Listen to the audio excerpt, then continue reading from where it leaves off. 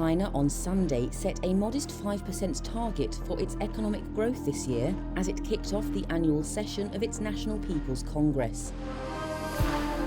This year's NPC is poised to implement the biggest government shake-up in a decade. That's after gross domestic product grew by just 3% last year, one of the economy's weakest performances in decades.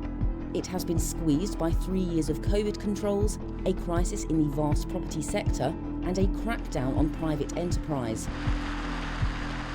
Premier Li Keqiang stressed the need for economic stability and expanding consumption. The main projected targets for development this year are as follows. GDP growth of around 5%, around 12 million new urban jobs. Surveyed urban unemployment rate of around 5.5%.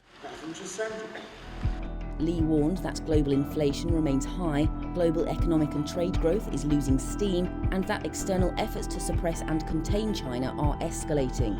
Among the many challenges faced by Beijing is an increasingly fraught relationship with the United States, which is trying to block its access to cutting-edge technology.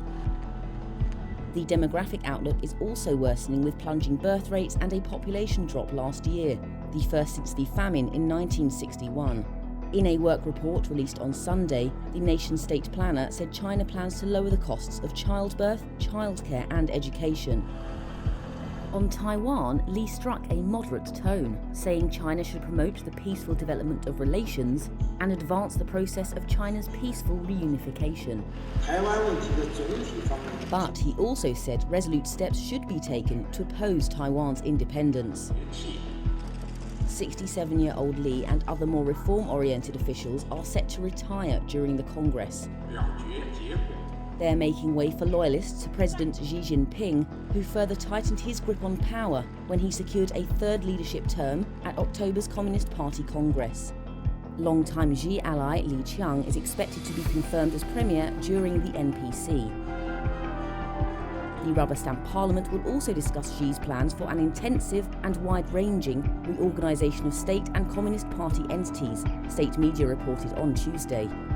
Analysts expect a further deepening of Communist Party penetration of state bodies.